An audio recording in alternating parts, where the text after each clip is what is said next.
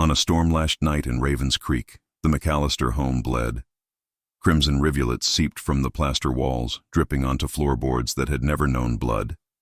Candlelight flickered over the faces of the horrified family. Someone whispered, "The house is alive, and it is angry." Ravens Creek, Mississippi, 1855.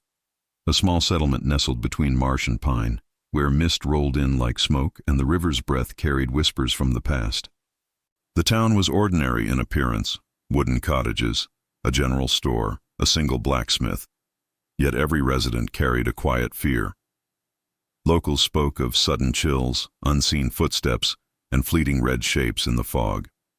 The McAllisters were newcomers, seeking refuge from a cholera outbreak in New Orleans. Jonathan McAllister, a widower of stern countenance, moved into a two-story clapboard house near the riverbank. It had been abandoned for years, its shutters hanging loosely, the garden overgrown with weeds and moss. Yet the house's charm, its wraparound porch, tall windows, and fireplace carved from local stone, drew him in. The first night, Jonathan heard soft weeping. At first, he assumed the wind had caught in the eaves, twisting its voice into sorrowful tones. But when he rose to check the children's rooms, he noticed faint wet streaks along the walls. Crimson, thin as water, running down the plaster near the staircase. His eldest daughter, Eleanor, claimed to see figures in the corner of her room, faces pressed against the walls, their mouths open in silent screams. Jonathan dismissed it as fright, a child's imagination. Yet the next morning the walls were visibly stained. The wet streaks could not be scrubbed away. The family scrubbed with vinegar and sand, but each night the bleeding returned. Neighbors began to whisper. Some recalled that the house had belonged to Hiram Caldwell, a recluse, who died under mysterious circumstances decades earlier. Others claimed the land itself had a history. Tales of unmarked graves, whispered pacts, and a fire that had never consumed the old barn. By the end of the first week, the local minister, Reverend Caraway, visited. He sprinkled holy water, prayed aloud, and blessed each corner. But the crimson continued to leak. The McAllisters began sleeping in shifts, too fearful to remain in the same room for long. Cliffhanger. On the seventh night, Jonathan awoke to find the walls dripping faster, forming words in the blood. "Leave before it claims you." By mid-September, word of the McAllisters' plight had spread through Ravens Creek. A handful of neighbors gathered to witness the inexplicable. Among them was Thomas Briggs, a local merchant with a skeptical mind, and Margaret Willis, a schoolteacher, known for her quiet courage. Both had seen hardship, yet neither was prepared for the horror within the house. As they entered, a chill greeted them, the kind that clings to bones and refuses to leave. The scent of iron hung heavy, and the candlelight trembled, casting shadows that seemed alive. The walls wept crimson rivulets that pooled across the wooden floor. The patterns shifted slowly, as though forming sentences in a language not meant for the living. Thomas touched a streak with his fingertip. The liquid was warm, his knuckles whitened. Margaret knelt and pressed her hand against the plaster. She recoiled as if burned. Each drop seemed intentional, deliberate, not random, but carefully placed. Suddenly the house moaned, faintly at first, then louder, as if the very beams were speaking. Eleanor McAllister, pale and trembling, pointed toward the corner. A figure, barely discernible, crouched there, tall, featureless, yet undeniably human in proportion. When Margaret reached out, it vanished. Yet the air remained thick with its presence. The witnesses tried rational explanations. Dampness, iron-rich clay in the walls, chemical reactions. Each theory crumbled as the evidence defied science. Even Reverend Caraway, returning to perform further blessings, admitted that the phenomenon eluded comprehension. The holy water sizzled on contact, leaving only more crimson in its place. Neighbors began documenting everything: sketches, notes, measurements, and by the end of the evening all agreed on one unsettling truth: the house was aware. It responded to fear, to attention, to intrusion. Each new observer seemed to provoke more intense bleeding, more deliberate patterns, as though the walls themselves were warning the living. By nightfall, Thomas reported hearing whispers behind his ears, echoing phrases in the same sequence as the blood streaks. Margaret swore she saw fleeting images of the house's prior occupants pressed into the plaster, their mouths open in silent anguish. Cliffhanger. As the group prepared to leave, Eleanor screamed. The walls had formed a new message, unmistakable in its clarity. You are next. By October of 1855, the story of Ravens Creek had reached the ears of Dr. Benjamin Halloway, a physician and amateur natural philosopher from Natchez, known for his investigations into strange phenomena. Intrigued, he arrived at the McAllister home with an assistant, instruments, and a keen desire to explain the unexplainable. Dr. Halloway entered cautiously. The air was damp, metallic, and pungent with the scent of old plaster. Crimson streaks traced intricate patterns across every wall, some forming abstract shapes, others resembling letters or numbers. Halloway examined them with magnifying lenses, noting that the liquid was warm, viscous, and entirely unlike any known blood or pigment. The McAllisters guided him to the largest room where Eleanor had been witnessing nightly apparitions. She pointed tremblingly at a spot on the wall where the streaks had coalesced into what seemed like the image of a person. Halloway inspected it scientifically, running chemical tests, scraping samples, measuring the moisture content. Yet nothing conformed to reason. The stains were not animal, mineral, nor human in any discernible way, yet they bore warmth, viscosity, and a reaction to touch. Over several nights, Halloway set up instruments to measure temperature, air currents, and humidity. Nothing explained the continuing and intensifying flow of crimson. Each observation produced only new anomalies, shadows shifting without light, whispers caught faintly on phonograph-like recording devices he carried, and streaks that moved subtly across walls. When no one looked directly, even Halloway, a man of logic, began to note irregularities he could not ignore. The patterns seemed responsive, appearing faster when observers were fearful, slowing when they spoke soothing words, almost as if the house recognized consciousness. On the fifth night, Eleanor screamed. The walls had formed a new, unmistakable message: leave or become one. Halloway examined the lettering, chemically stable, yet wet to the touch. It carried the metallic tang of blood, but resisted all known reagents. He realized, as he noted in his journal, that this was no mere physical anomaly. The house itself, its plaster, its beams, its very air, was reacting as though alive. Fear, attention, perhaps even thought, seemed to catalyze the phenomenon. Cliffhanger. That night, Halloway awoke to the walls bleeding in his bedroom, and the streak spelled his own name, shimmering red under the candlelight. By mid-October, Ravens Creek had grown uneasy. Word of the McAllister house's bleeding walls spread beyond neighbors to merchants and travelers. Fear hung in the air like mist from the river. Even the town's minister, Reverend Caraway, refused to enter. Yet curiosity, or perhaps compulsion, drew Samuel Jenkins, a young farmhand, to the house. Samuel arrived alone at dusk, lantern in hand. The front door creaked as he entered. Crimson streaks traced across the walls in patterns more intricate than ever. The scent of iron and damp plaster was stronger, heavier, almost suffocating. The floorboards groaned under his weight. At first he touched the walls experimentally, pressing fingertips into the wet streaks. Warmth seeped into his hands, crawling up his arms. Then he noticed the patterns shifting, forming a face, pale, gaunt, hollow-eyed, staring back at him. The eyes seemed alive, following him, judging him. A sudden cold descended. The lantern flickered, and the shadows lengthened, unnaturally, moving independent of the light source. Samuel turned to leave, but the door would not budge. Panic gripped him, and as he struggled, the walls began bleeding faster, rivulets racing down like rivers of blood. The face on the wall spoke, though no lips moved.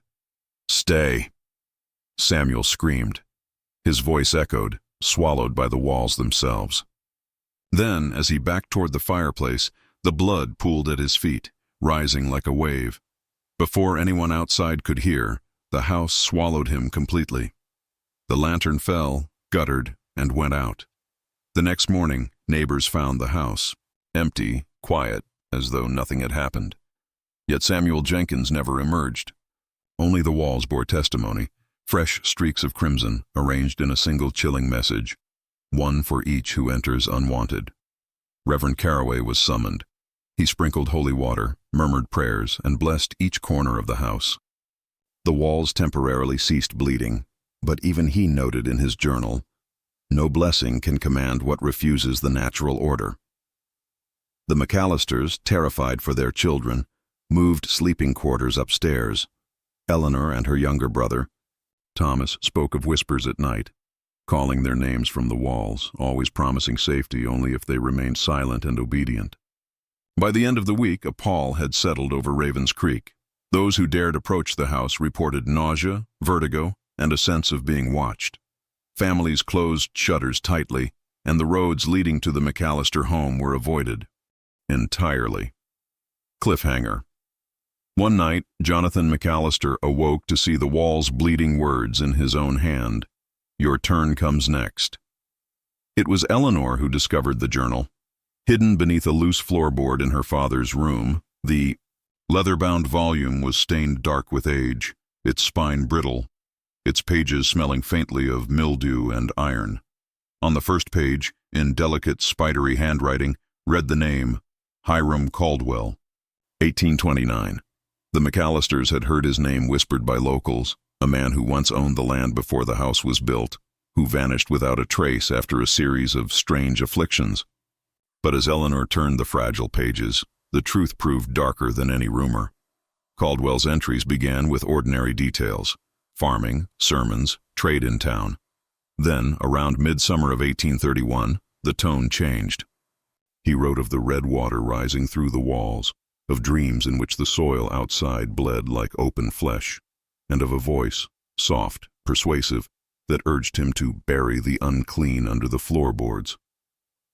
He confessed to finding something in the ground, an ossuary of bones near the creek's bend, arranged in unnatural symmetry, each skull marked with a symbol carved deep into the bone. Caldwell believed the land cursed, yet he stayed.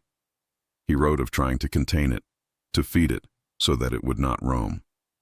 The later pages grew increasingly incoherent, lines repeated endlessly. The walls are hungry. It feeds through us. It knows the blood of every name that trespasses. The final entry, dated October 31st, 1832, was smeared in dried red pigment, or blood. It read, "It has found a voice in the house itself. I have given it what it needs, my own hands, my own soul. When the next come, it will awaken again." Eleanor trembled as she read. Her father tried to burn the journal that evening, but the pages resisted flame. The fire licked at them, blackened the edges, yet the ink glowed faintly red, refusing to die. That night the walls bled heavier than ever before. Faces appeared in the streaks, one unmistakably Caldwell's. His hollow eyes stared back at Jonathan as though recognizing him. The next morning, Reverend Caraway returned, demanding to see the journal. When he touched it, he gasped and dropped it, claiming it was warm, alive. Cliffhanger. Before leaving, the Reverend whispered to Jonathan, "This house doesn't remember who it feeds. It remembers who refuses to." By November 1855, the town had reached its breaking point. Children woke screaming from dreams of red water flooding the streets. The smell of iron drifted even beyond the McAllister home, and animals refused to cross the road leading to it. When Reverend Caraway collapsed mid-sermon, muttering, "It's inside the walls now," the townspeople decided the house had to die. They gathered before dawn. Farmers, merchants, soldiers returned from the war in Mexico, bearing kerosene and crosses. Jonathan McAllister, exhausted and hollow-eyed, didn't stop them. He only asked that his children be spared the sight.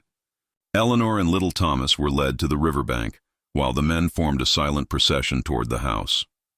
The first match was struck at the porch. Flames licked eagerly along the dry timber, rising fast, crackling like applause. For a moment, relief spread among them, until the wind changed. The fire bent backward, folding upon itself, the smoke turning a deep, unnatural crimson. Instead of consuming, it coated the walls like molten blood. One man shouted that the walls were bleeding faster than the fire could feed. Another swore he heard laughter from within, slow, deliberate, echoing through the chimney. The house shuddered, timbers groaning as though alive. The windows burst outward, spraying shards across the yard. Yet even shattered glass seemed slick with red. Dr. Holloway, still documenting the phenomena, shouted for them to stop. "You cannot burn what is already dead," he cried, but no one listened. Buckets of oil were hurled. Flames roared higher, illuminating the sky like a false dawn. Then came the sound, low, resonant, like a breath drawn by something vast beneath the ground. Moments later, every flame extinguished at once. Smoke hung motionless, heavy as fog. The air turned icy. The men stepped back, trembling. The house stood unscathed. Not a scorch mark marred its walls. Instead, the bleeding had formed a single, massive sigil across the facade, an intricate spiral of crimson that pulsed faintly, as if with a heartbeat. That night, every man who had touched the kerosene fell ill. Fevers raged, skin blistered where soot had settled. Some claimed to see the house's shape in their dreams, watching them from behind red curtains. Reverend Caraway recorded in his journal, "It cannot burn because it remembers fire. It was born of something older." Cliffhanger. The next morning, the townspeople found the house completely clean. No blood, no soot. Only a single wet handprint on the front door, still dripping. 2 nights after the failed burning, Raven's Creek fell under a silence so deep it pressed upon the chest like weight. No crickets, no owls. Even the wind refused to stir. The McAllisters remained awake, staring at the unmoving curtains, knowing that something had changed, though none dared speak the thought aloud. Shortly after midnight, the first scream came from the riverbank. A fisherman named Caleb Dunn had gone to check his traps. When his wife found him an hour later, he was kneeling in the shallows, trembling, hands crimson up to the wrists. The river around him shimmered darkly, as though ink had been poured upstream. But when she lifted her lantern closer, the water wasn't black, it was red. Word spread fast. By dawn, the entire creek had taken on a sickly hue. The surface rippled sluggishly, metallic, glinting under the morning light like fresh blood. Panic spread through the town. Women fainted. Men crossed themselves and refused to touch the water. Livestock refused to drink. Dr. Holloway arrived to collect samples, convinced the discoloration had a natural cause, perhaps mineral runoff or algae. But when he poured the river water into glass vials, it thickened, congealed, and the stench of iron filled the room. Within hours, the vials themselves began to sweat crimson from the inside. By evening, the creek overflowed, flooding parts of the McAllister property. When the water touched the foundation of the house, the walls began to weep anew, thick, dark red, in rhythm with the slow pulse of the river's current. It was as though the house and the water shared a single heartbeat. That night, the townsfolk gathered at the bridge, torches in hand, debating whether to abandon Raven's Creek altogether. Reverend Caraway spoke in a voice not entirely his own, whispering, "It's not the house anymore. It's the land." Then came the smell, copper, decay, and something sweet beneath it, like rotting fruit. From the depths of the red river came bubbles, slow and deliberate, breaking the surface one by one. The torches flickered, and the reflection of the flames danced across the crimson current like veins beneath skin. When the first body rose, drifting face up, untouched by wounds yet pale as chalk, the crowd fell silent.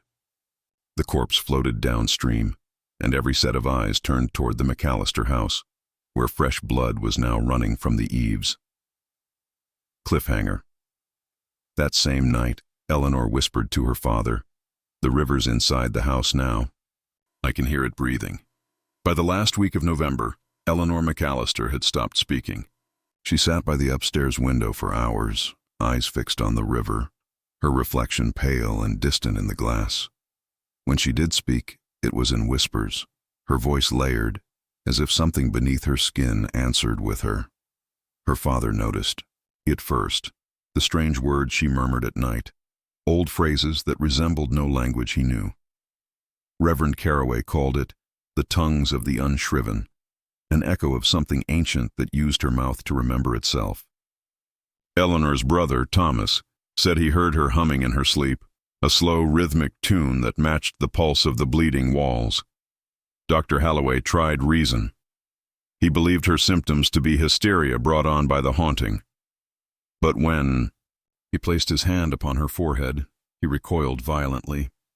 Her skin was ice cold, yet his palm came away slick with something red. Eleanor opened her eyes, and for a fleeting instant, he saw veins dark as ink threading beneath the whites. She began sketching on the walls, circles, spirals, and marks that resembled the sigil that had appeared during the failed burning. Her hands moved quickly, purposefully, though she seemed unaware of her actions. When her father tried to stop her, she turned to him with a faint, unnatural smile. "It's only painting," she said softly. "It likes when I remember the shapes." At night, the house grew louder. The walls groaned, the floorboards creaked with deliberate rhythm, and the air trembled with whispers. Eleanor's voice joined them. The sound came from her room, though she was asleep, her lips moving without breath.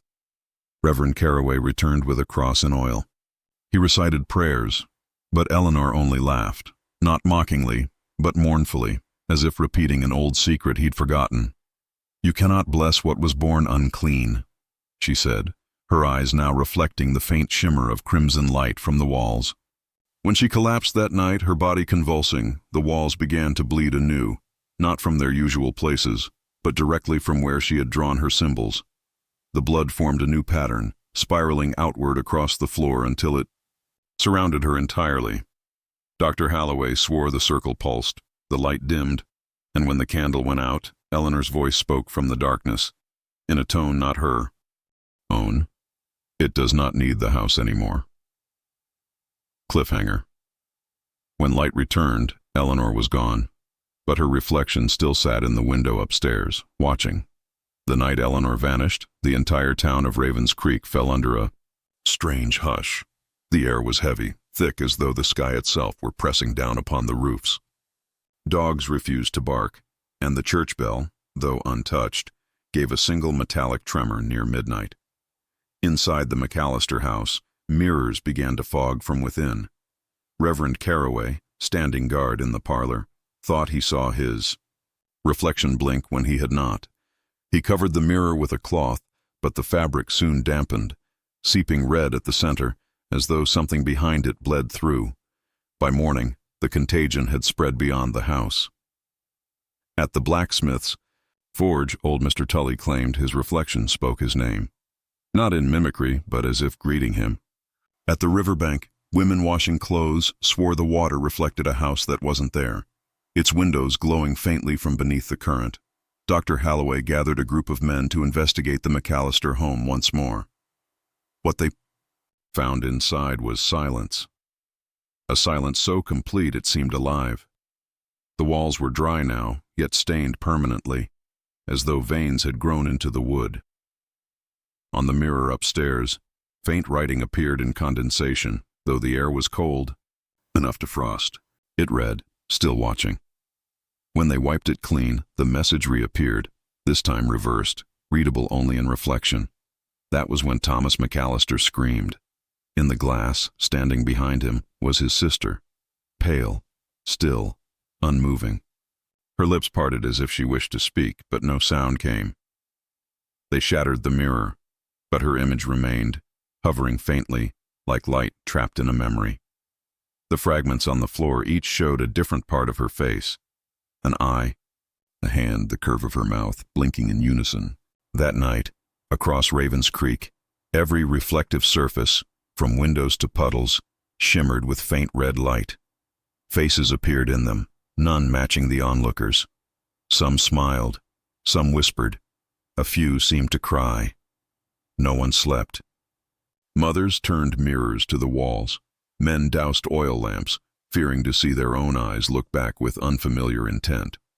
Reverend Caraway gathered the townsfolk at dawn, declaring the town cursed, haunted not by the dead, but by the act of seeing itself. He urged them to blind every mirror, shatter every pane.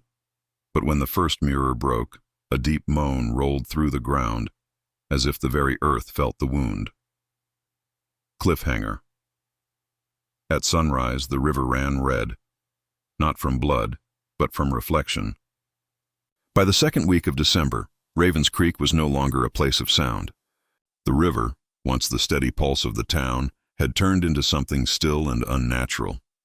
Its surface shone like black glass, unmoved even by the winter wind. Children whispered that if you stared long enough, the river stared back. At dawn, farmers found crimson streaks winding through the water, thin at first, then thickening, pulsing like veins beneath ice. No fish surfaced, no frogs sang. When the current finally moved again, it carried the faint metallic scent of blood. Yet no bodies were found, no livestock missing. It was as if the land itself had begun to bleed. Dr. Holloway took a sample, hoping to prove it was rust, soil, or runoff. But under lamplight, the water thickened in the jar. He swore it pulsed once, faintly, before turning clear again, leaving only the faint ring of red along the glass. When he held the jar to the light, a reflection formed that was not his own. He smashed it on the floor. The townspeople soon discovered that anything touching the water changed.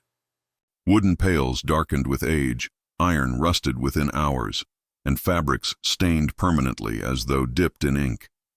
Reverend Caraway called for a fast, insisting the river had taken memory of sin. He believed it to be a cleansing, but no one who prayed by its banks ever returned without seeing their own image move before they did. Rumors spread that Eleanor McAllister's voice could be heard beneath the current, repeating her last words, "It does not need the house anymore."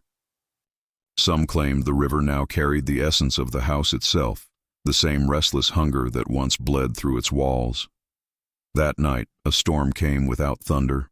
Rain fell in sheets, yet the river did not rise. Instead, it seemed to drink the water greedily. Lightning revealed faint human shapes beneath its surface, dozens of them, drifting slowly downstream, their eyes open, unblinking, and aware. When dawn broke, the McAllister home was gone. Not collapsed, gone.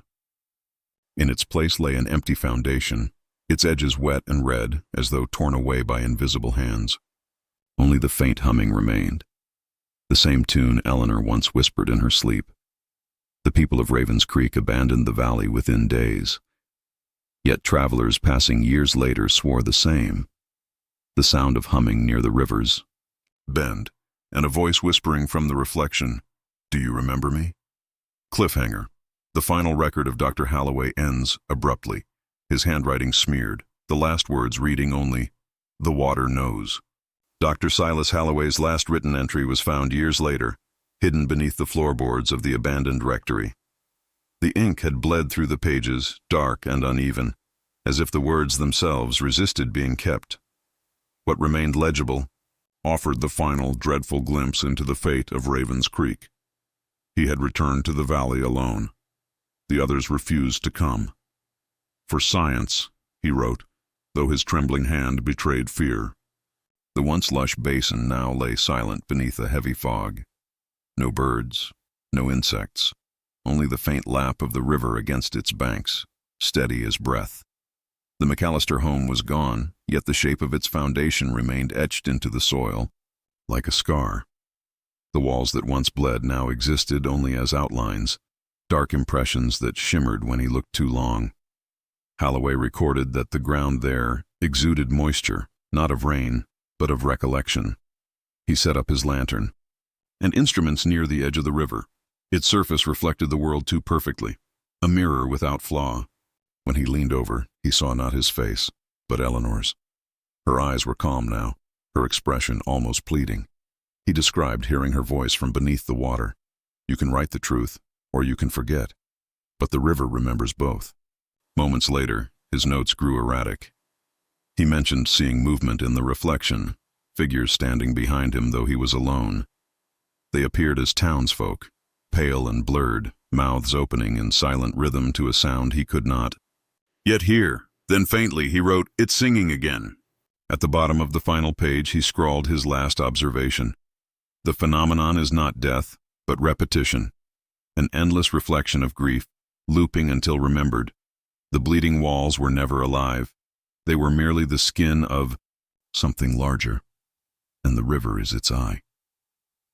The next day, the search party found his camp undisturbed, his lantern still burning. His boots stood neatly beside the riverbank. His hat lay upon a rock. Of Dr. Halloway, there was no trace. But when one of the men peered into the water, he saw Halloway's reflection looking back, pen still in hand, continuing to write on invisible paper. The journal was sealed in the county archives in 1861. Its pages, now brittle with age, remain, stained faintly red. No one has dared test what caused it, and yet they say when the fog rolls in thick across Raven's Creek, the water glows faintly from beneath, as though it remembers the color of blood. If you lived in Raven's Creek, would you have dared look into that river? Tell me in the comments, what do you think the walls were really bleeding for?